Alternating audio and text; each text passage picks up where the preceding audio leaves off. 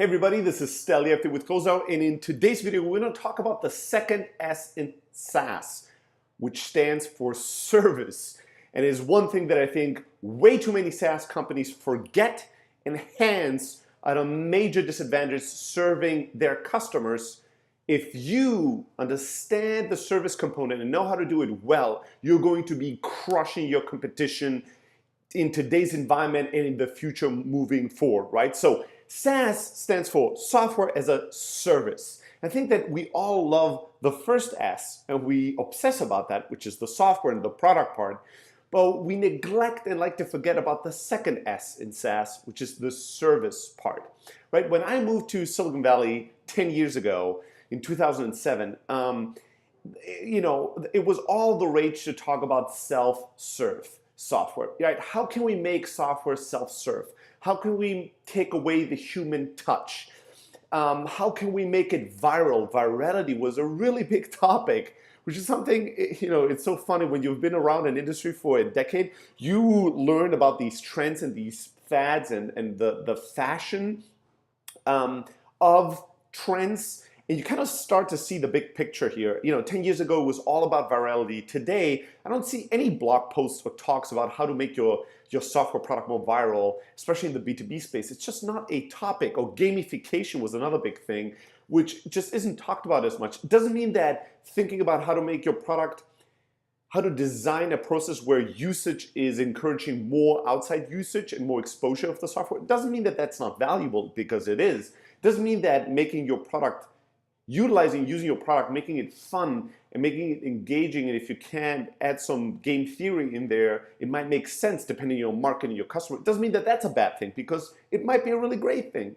But it means that these big buzzwords that pop up every few years, that make everybody crazy, that make everybody write articles about it, and that will make you as a SaaS executive or founder lose your mind and get obsessed about this newest buzzword, focusing all your attention on that versus on your customer. I think that's a really dangerous thing, and it's a good path to take to failure and to misery, quite frankly. So I want to talk about how to think about self-serve versus full service, how to think about it in today's competitive environment, right? So as I said, 10 years ago, everybody wanted to build a software product that was growing virally and that was fully self-serve, meaning it involved no humans on the convincing other humans to purchase your product and on the helping those humans to fully utilize your product and supporting those humans as they become customers and as they go down the journey with you in their life cycle.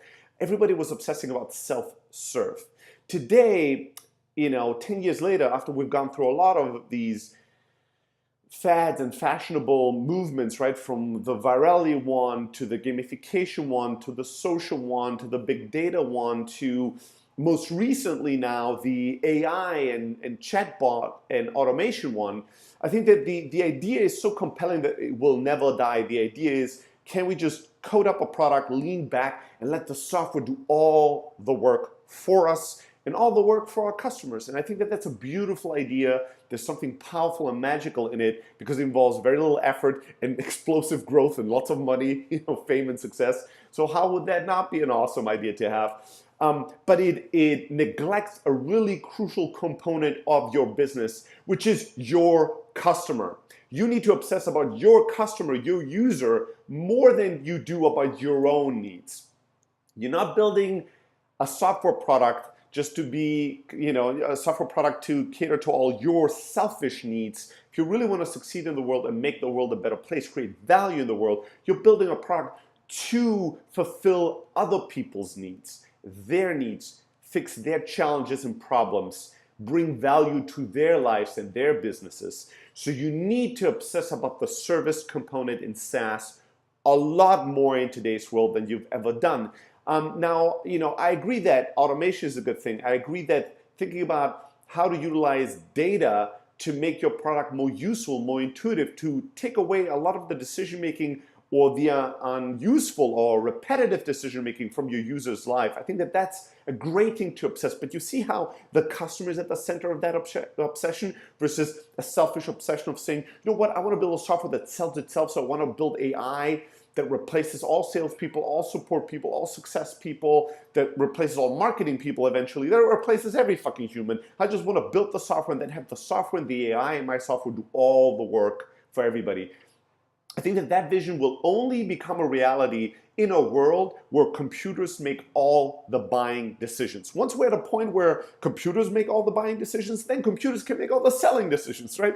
Once computers just talk to each other and make all decisions and figure out everything by themselves, and it's a purely data-driven world and decision-making process, boom, beautiful. At that point, the AI overlords will take over and we can lean back and, I don't know what, enjoy a universal income or have to fight the Terminators, whatever your vision of the future is. But until that point, humans will have to be part of servicing other humans if you want to make an amazing experience and really solve the problems of your customers. And especially in the B2B world, where these decisions are not fully transactional, they're not really small, where you're not selling just toilet paper, right? A product that's really well known, where there's not a lot of complex decision making involved, but when you're selling a product that's complex, that costs a ton of money. And so with that complexity and with those high stakes, humans get involved in the buying decision. And once one or multiple humans are part of the buying decision, emotions play a part, branding plays a part, humans and the way you service those humans will set you apart from your competition. Now, there's one important trend that's been ongoing for the past decade that I've been involved in software, and much beyond that and before that, has been product transparency, even in the B2B world. And that's a trend I love. Meaning today, more so than 5, 10, or 15 years ago, doesn't matter how big the customers that you're selling to, the chances are that your customer, your prospect are going to be able to take a look at your product before they're paying customers, maybe play around with it, have a free or paid trial, have some kind of a transparency of what your software looks like and how it feels and how it is to use it before they make the final decision. There was a time where that was not the case, where people had to make a buying decision and then they had a chance to get, the CD-ROM shipped with the software on it, installing it, on premise and seeing how it is to actually use the damn thing. That world and those times are dying. And no matter how big or complex your customer is, it becomes more and more a world of transparency, and product plays a part of that. And I think that that's a beautiful thing. So now let's talk a little bit about the benefits of, when you're asking yourself, should we be fully self-serve or should we be more self-serve or more full service? How much human touch do we really want to infuse in our SaaS? How do we really want to service our customers with our software? Obviously, there's some obvious benefits to have a self-serve component to your SaaS. Obviously, it scales beautifully, right? People can just make all those decisions on their own and purchase on their own. That's a beautiful thing. Kind of I think Phil, one of the head of product at Close and one of the key founding members of the company, he once described it as this money-making machine in the cloud, right? It just generates money while you sleep. It's a beautiful thing, and we enjoy that. A big part of Closeout's revenue is self-serve, so we're not against that. Obviously, marginally, you have a lot less cost, so you can serve a lot more customers at a lower price. That's a beautiful thing. There's a lot less hassle and friction hiring humans for support, for sales, for success, for marketing. All that's beautiful. And there's a certain customer segment, that will want to come, try out your product, play around with it, and then make their own decision that they want to buy it. And that's the best way to serve them. There's a type of customer that wants to experience service by using your product, being left alone, just finding the answers on their own, doing their own research, and making their own buying decisions. And you want to be able to empower that customer and to service that customer in that fashion, right? And especially if you sell to a highly technical audience, an engineering customer, a customer that has an engineering background, a customer that's very product savvy and technical savvy, these people might want to be a lot more the self-serve part of the equation than the full service of the part of the equation. And depending on what your product is, you want to empower these customers, you want to offer them that type of an experience. But there's also real downsides to doing this, right? The biggest downside to me is that you might fall out of touch with your customer.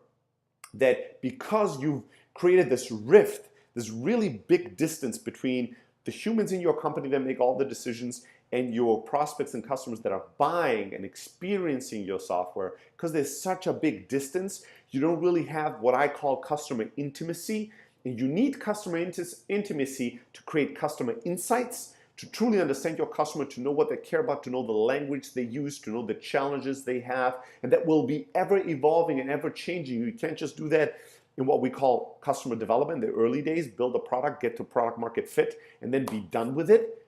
Product market fit is something you have to fight every single day for in your company's existence. Customer development is something you have to do forever, not just in the beginning of your company's life cycle. And I think we don't talk enough about that. All the customer development, lean startup methodologies and all that, all those talks about the early days. Product market fit seems like a final badge, some kind of a thing you get and you'll never lose again.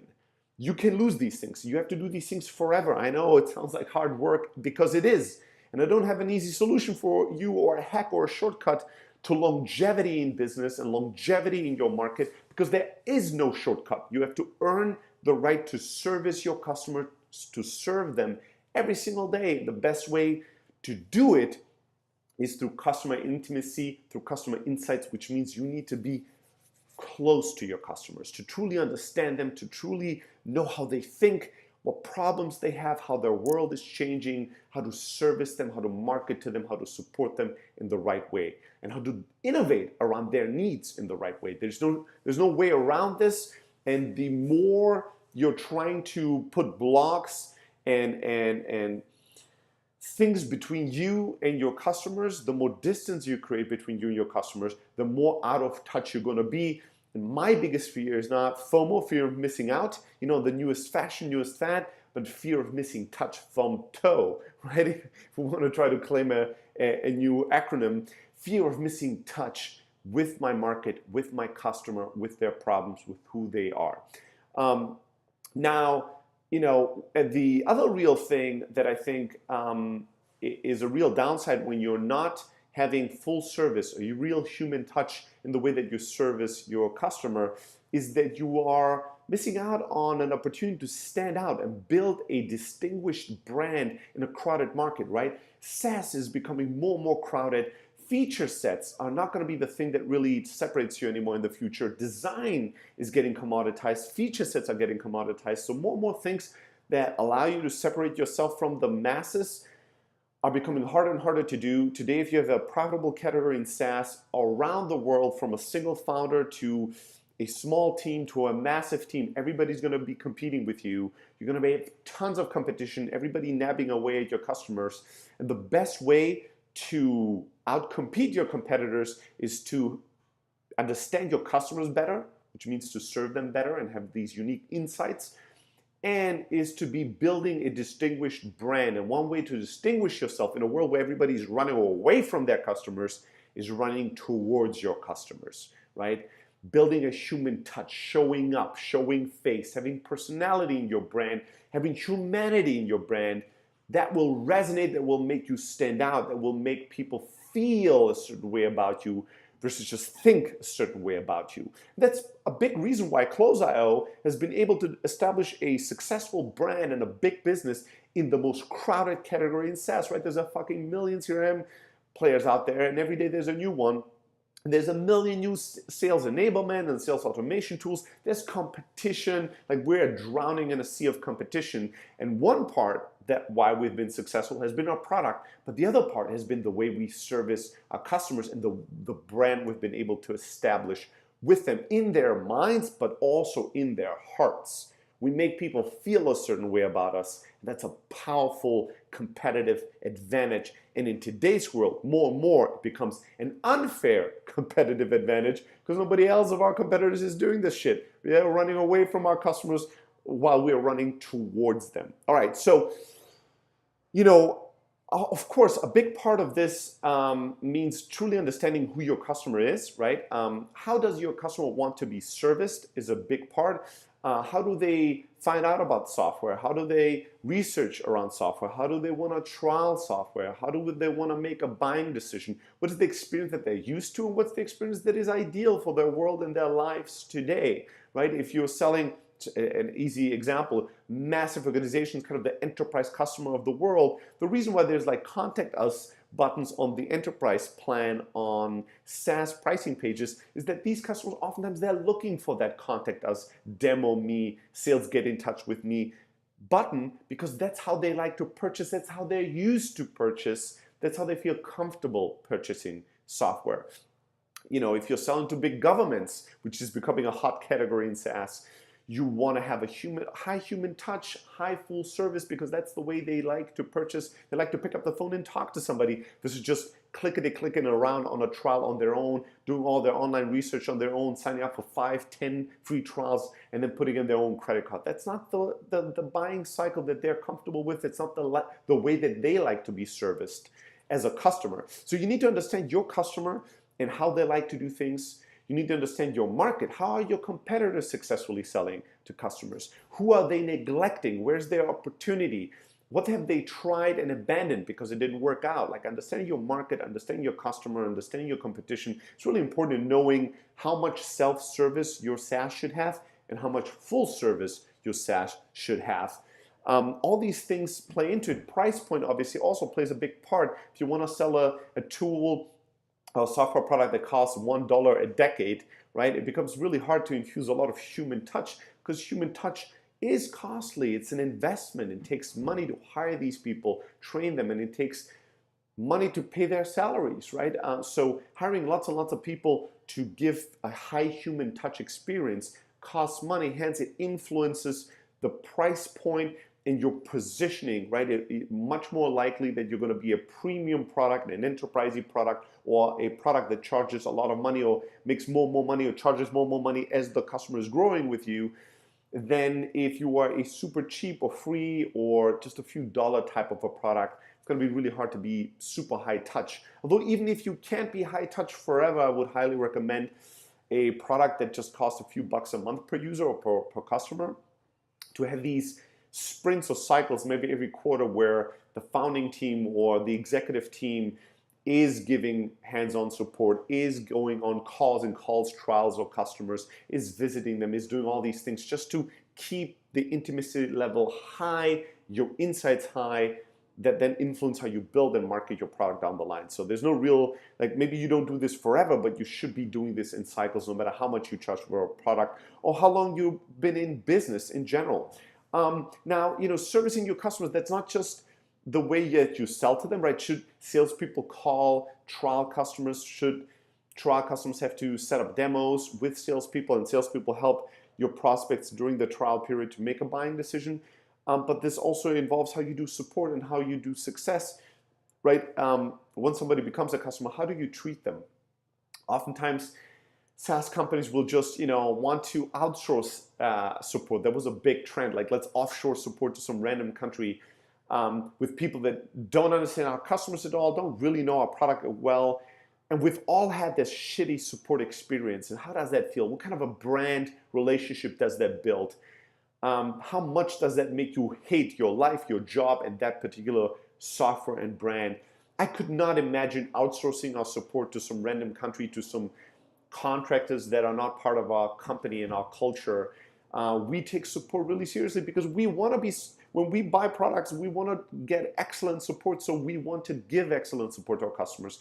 We want the founders to give support at times. We want to have the best people in the company give support, not, you know, the people that are like an afterthought. Oh, support people is the least qualified part of the team. No, they need to be the smartest, the most amazing people on the team, the people that are technical so they know how to talk to product and relay those problems, people that can solve the problems directly, people that have influence overall in the company's culture and roadmap and vision and brand, people that will understand sales so they'll see these support interactions as opportunities to pass on prospects to the sales team, or understand success and retention and churn so they pass on red flags to the success team that there's a customer that's struggling with something. They're just ticket people that just try to resolve a ticket as quickly as possible for 8 hours a day, and they really don't give a shit about the context of the overall picture.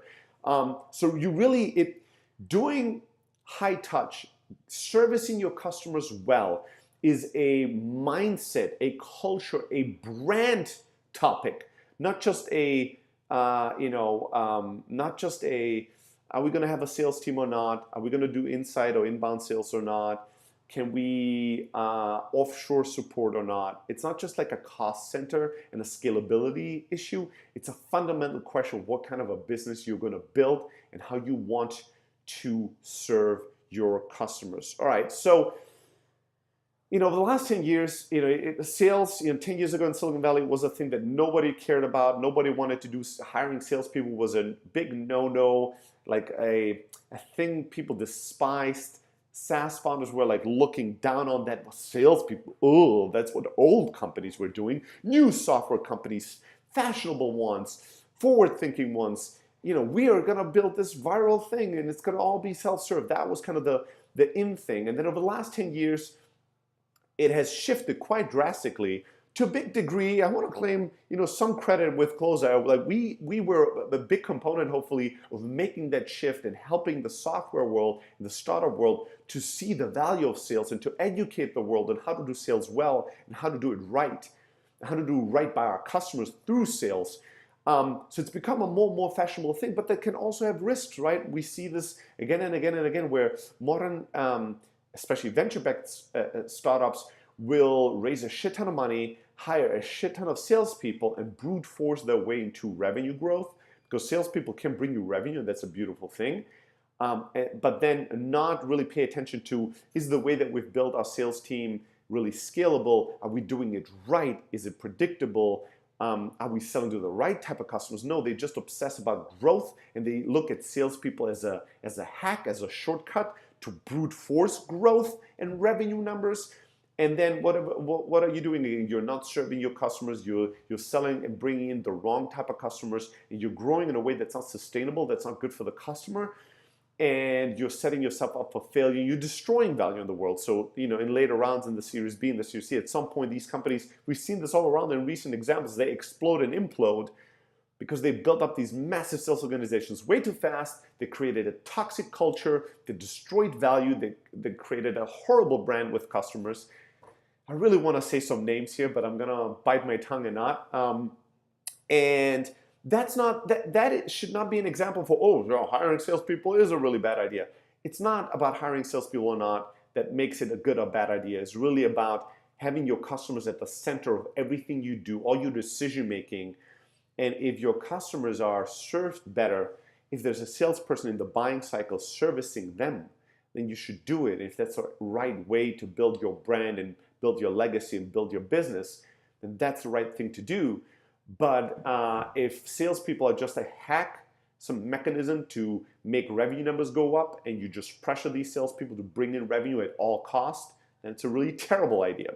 All right, so a few tips that I want to end on this. I talked about customer intimacy, and whoever understands the customer best ultimately will own them. So I want to leave you with a few kind of surefire way of tips of how to stay in touch with your customers, develop real customer intimacy, and learn and understand how much self-serve and how much full service should your second S in SaaS have.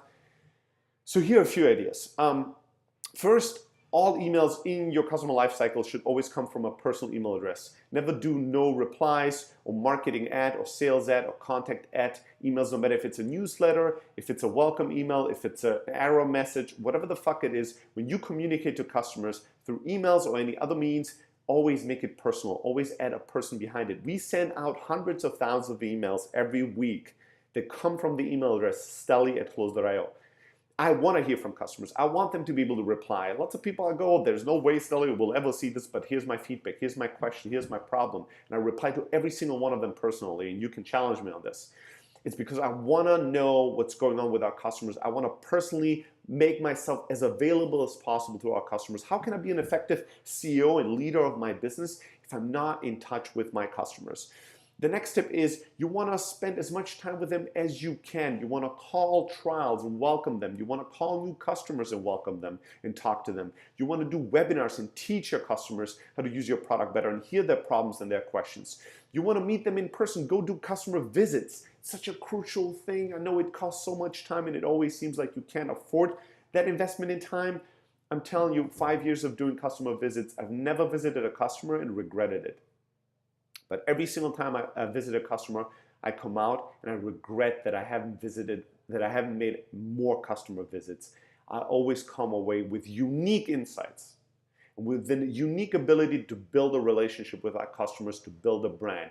So customer visits, customer meetups, which is something we started doing more and more with Close.io. And if you're a customer, go to close.io/events and you'll see all our meetups. We go to different cities and we meet with our customers. They meet with each other. They learn from each other. We build a bigger family, a bigger community. It's a powerful tool. Doing conferences, once you're big enough, inviting all your customers and prospects to a conference can be an incredible tool to build customer insight and intimacy and learn how to service your customers better. Doing support cycles where the founders, 1 day a week, 1 day a month, do support themselves. Don't just outsource that. Don't just give it to some team. Be involved in support. Have support rotation in your product team. So every engineer, every person that's involved with your product gives support or is in support rotation once in a while to truly understand the challenges, the frustrations of your long-term customers, not just the new ones. Do customer dinners, right? You can have real deep conversation, intimacy at a dinner. Just invite 5 or 10 customers in a city and share a meal with them, share a supper with them, learn from them, listen to them, truly understand them, build a really in-depth relationship. Versus just going out there and having these superficial surface relationships that go really broad, go really deep with a few of your customers and truly understand them and build friendships and build relationships. There's many more things you can do, but I truly believe that SaaS today and tomorrow, you'll win or lose on your ability to have intimacy, to have insights, to have a true understanding of your customer, and to service them in the best possible way. Not just software them, but service them. This is SaaS, people. This is not just a software. Why are we just saying we're a software startup? Why are we not just saying we're building software? Why are we saying we're SaaS companies? Because we are software as a service. So understanding how to give amazing service, how to service your customer in a differentiated way, in a better way than your competitors, is a massive undervalued opportunity today. You attack that, you'll crush your competition. Even more important than that, you're going to crush the needs of your customers. You're going to be the favorite SaaS product of your customers and in your market. You're going to build an amazing brand, amazing business, and amazing legacy and create incredible value. All right, so I want you, if you haven't done it yet, to go to blog.close.io and subscribe to our blog. I want you to send me an email, stelly@close.io, challenge me and see if I reply to it. If you have any questions, if you have stories to tell, ideas, anything, I want to hear from you. And yeah, let's go and let's be better in the way we build our SaaS companies, better in the way we service our customers, and better in the way that we create value in the world. All right, I want you to go out there and crush it. I'll see you very soon.